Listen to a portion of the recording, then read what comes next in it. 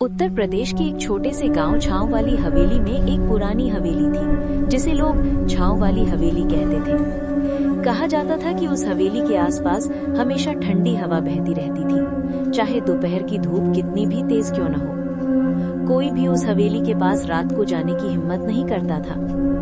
गांव के बूढ़े बुजुर्ग बच्चों को डराने के लिए अक्सर कहते, रात के 12 बजे हवेली की खिड़कियां खुद ब खुद खुलती हैं और भीतर से किसी औरत की हंसी की आवाज आती है, फिर सब कुछ सन्नाटे में बदल जाता है।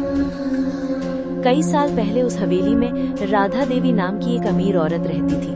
वो अपने पति के साथ वहां बसने आई थी। लोग कहते थे कि राधा देवी बहुत सुंदर थी, पर उसकी आंखों में हमेशा कोई अनकहा डर छिपा रहता था। एक रात उसका पति रहस्यमयी तरीके से गायब हो गया।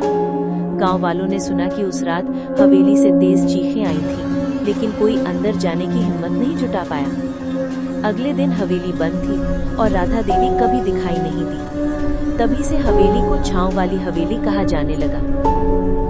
सालों बाद शहर से एक युवक अरविंद गांव में आया। वो एक YouTube चैनल चलाता था, रहस्यमयी भारत, जिसमें वो भूत ही जगहों की वीडियो बनाकर अपलोड करता था। गांव में पहुंचते ही उसने लोगों से पूछा, यहाँ कोई पुरानी या डरावनी जगह है क्या? गांव का एक बुजुर्ग मुस्कुराया और बोला, बेटा, जान से खेलना चाहता है क्या? छांव वाली हवेली का नाम सुना है? अरविंद के चेहरे पर उत्साह झलक पड़ा। बस वही चाहिए मुझे। गांव वाले उसे रोकने लगे। मत जा बेटा, वहाँ जो गया वो लौटा नहीं। रात को वहाँ पेड़ खुद बोलते हैं। लेकिन अरविंद नहीं माना। उसने कैमरा, टॉर्च और ड्रोन उठाया और कहा, आज रात मैं उस हवेली की सच्चाई कैमरे में कैद करूंगा। शाम ढल चुकी थी। सूरज की आखिरी किरणें जमीन पर पड़ रही थी जब अरविंद हवेली के पास पहुंचा। गेट जंग से भरा था, जिस पर बेलें चढ़ी थी। उसने धीरे से गेट खोला तो चरमराहट की आवाज आई। अंदर घुसते ही उसे ठंडी हवा का झोंका महसूस हुआ। ऐसा लगा जैसे हवेली ने उसकी मौजूदगी को महसूस कर लिया हो। दोस्तों, उसने कैमरे में कहा, मैं अब छांव वाली हवेली के अंदर हूँ। चलिए देखते हैं यहाँ सच में कुछ है या ये बस अफवाह है। हवेली की दीवारों पर मकड़ी के जाले थे और हर कोने से सीलन की गंध आ रही थी। अचानक उसकी नजर एक तस्वीर पर पड़ी। एक औरत लाल साड़ी में, माथे पर बड़ी बिंदी और आंखों में अजीब सी चमक। तस्वीर के नीचे लिखा था, राधा देवी 1968। अरविंद ने कैमरे की तरफ मुड़कर कहा, शायद यही वो औरत है जिसकी आत्मा यहाँ भटकती है। तभी दीवार के पीछे से टप टप टप की आवाज आई। उसने टॉर्च घुमाई तो एक छोटा लकड़ी का दरवाजा दिखा। उसने दरवाजा खोला तो नीचे जाने वाली सीढ़ियां दिखी। तहखाने में उतरते ही हवा भारी हो गई। वहाँ एक पुराना पालना हिल रहा था, जबकि हवा बिल्कुल बंद थी। ये अपने आप कैसे हिल रहा है? उसने बुदबुदाया। अचानक पीछे से कदमों की आवाज आई, टक टक टक। वो पलटा, कोई नहीं था, लेकिन दीवार पर किसी ने हाल ही में लिखा था, मत छेड़ो उसे। अरविंद का दिल जोर से धड़कने लगा। तभी कैमरे की लाइट टिमटिमाई और बुझ गई। अंधेरे में दो लाल चमकती आंखें दिखाई दी और एक औरत की फुसफुसाहट, क्यों आया है तू? उसे मत जगाना। अरविंद पीछे हटने लगा, लेकिन उसका पैर किसी चीज से टकराया। नीचे देखा तो एक इंसानी हड्डियों का ढांचा पड़ा था, जिसके हाथ में टूटी हुई माला थी। वो चीख पड़ा और भागता हुआ ऊपर आया। सीढ़ियां चढ़ते वक्त उसे महसूस हुआ कि कोई उसके पीछे तेजी से बढ़ रहा है। वो दरवाजे तक पहुंचा, पर दरवाजा बंद था। उसने जोर से खींचा, लेकिन दरवाजा नहीं खुला। तभी ऊपर से किसी के कदमों की आवाज आई। वो ऊपर देखा, लाल साड़ी में एक औरत खड़ी थी, खुले बाल, जलती आंखें और होठों पर धीमी मुस्कान। वो बोली, क्यों आया है मेरी नींद तोड़ने? ये हवेली अब तेरी भी है। अरविंद ने कैमरा उसकी तरफ किया, लेकिन स्क्रीन पर सिर्फ एरर लिखा आया। फिर कैमरा फट गया और हवेली में गूंजती हुई उसकी चीखें सन्नाटे में बदल गई। अगले दिन गांव वालों ने देखा कि हवेली का गेट खुला हुआ है।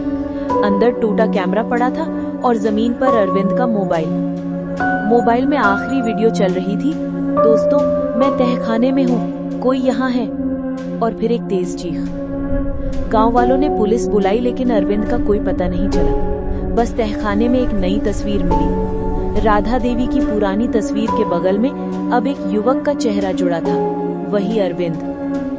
कुछ महीनों बाद एक पुरातत्व अधिकारी संध्या मिश्रा हवेली की जांच के लिए आईं। उन्होंने पुराने दस्तावेजों में पाया कि राधा देवी का पति एक अंग्रेज अधिकारी था जिसने गांव की जमीनें हड़पी थी।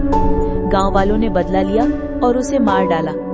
राधा देवी ने बदले में तंत्र मंत्र शुरू किया ताकि अपने पति की आत्मा को वापस ला सके। उसने आत्मा बांधने का यंत्र बनाया था जो किसी भी आत्मा को हवेली में कैद कर सकता था। कहा जाता है कि वो यंत्र तहखाने में छिपा हुआ था। संध्या ने रात में तहखाने में उतरने का फैसला किया।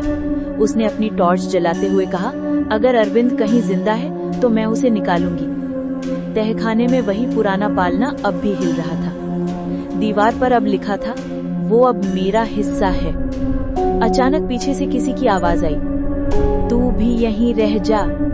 वो पलटी तो सामने राधा देवी खड़ी थी, वही लाल साड़ी, वही जलती आंखें। उसने कहा, हर वो आत्मा जो हवेली में आती है उसे मैं अपनी छांव में रख लेती हूँ। संध्या ने मंत्र पढ़ना शुरू किया और अचानक हवेली हिलने लगी, दीवारें कांपने लगी, हवा तेज हो गई और तहखाने से नीली रोशनी उठी। एक पल को लगा जैसे राधा देवी की आत्मा चीखते हुए हवा में विलीन हो गई। सुबह जब गांव वाले पहुंचे तो हवेली आधी जमीन में धंसी हुई थी, दीवारें टूटी थी और तहखाना वहां नहीं था।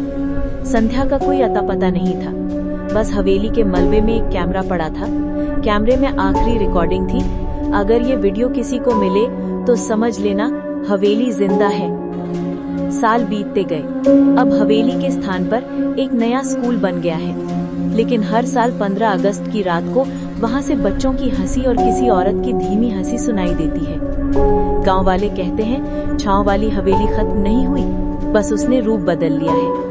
और जब भी कोई नया व्यक्ति उस जगह कैमरा लेकर जाता है, उसकी वीडियो वहीं खत्म हो जाती है और दीवार पर एक नई तस्वीर जुड़ जाती है, उसी के चेहरे के साथ।